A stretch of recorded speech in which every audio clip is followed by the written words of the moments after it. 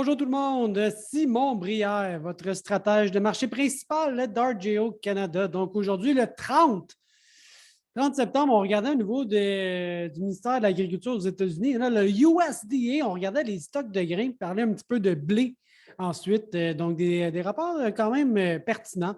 Je vais commencer avec les stocks de maïs. On a 1,2, 1,24 si vous voulez, un peu plus de précision, milliards de boisseaux. Et vous voyez ici, là, 1,24, c'est quand même dans le haut de la fourchette des estimés. Donc, un peu plus de stock que prévu a fait baisser les prix. On va voir graphiquement ici à midi quand le rapport est sorti.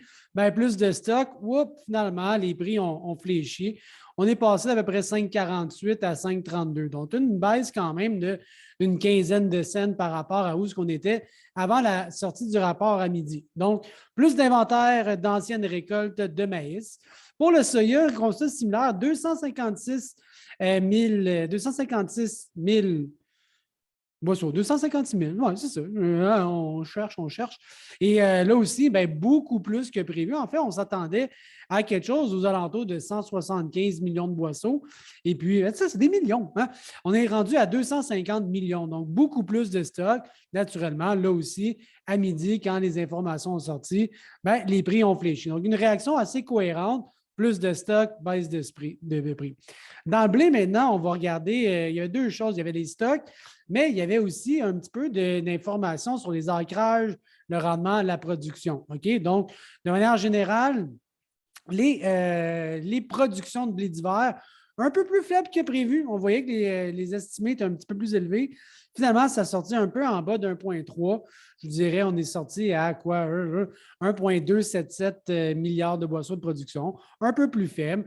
Les rendements à 50,2 boisseaux à l'heure. Là aussi, ça a été révisé un peu à la baisse comparativement au dernier mois. On est dans cette tendance. Donc, ce n'est pas une catastrophe, mais ce n'est pas un rendement record dans le blé. Et dans le blé de printemps, là, c'est une catastrophe, une très, très forte baisse dans les rendements cette année en raison des sécheresses. Donc, production un peu plus faible. Au niveau des stocks, un petit peu en bas d'1,8 milliard. Là aussi, un petit peu plus de rareté. Donc, 1,8 était dans le bas de la fourchette, donc moins de stock, hausse de prix. La réaction a été un peu étrange. Je dirais initialement, là, cette baisse-là n'avait pas vraiment de sens. Ensuite de ça, le prix a augmenté. Donc, à part la première seconde et quart que je ne suis pas capable d'expliquer bien, la réaction du marché est assez cohérente, moins de stock, un peu d'hausse de prix dans le marché. Donc, graphiquement, ça nous situe, parce que je lui montre des graphiques là, entre 9 h à matin puis à midi. Là, ça ne donne pas beaucoup de perspective. Donc, graphiquement, dans le maïs, on est toujours dans cette zone-là, on est à 5,31, des supports assez importants dans les bas 5 piastres, mais on voit que les hauts sont de toujours plus en plus bas. Donc, un peu une tendance négative, consolidation, mouvement de côté. Dans le soya, similaire, on est vraiment en train de tester les supports à 12,50. Si jamais on casse ça, là, ça peut se gâter un petit peu en analyse technique. J'ai eu des signaux de vente récemment qu'on n'a pas croisés encore. Dans le blé feed, les tendances sont assez positives, malgré qu'il y a quand même de la volatilité. On est à 7,24. Un peu de signal d'achat, je vous dirais, sur mon MACD.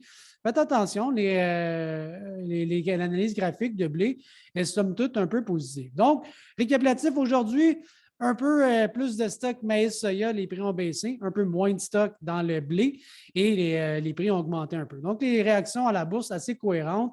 Et je vous souhaite une bonne fin de journée. Bye!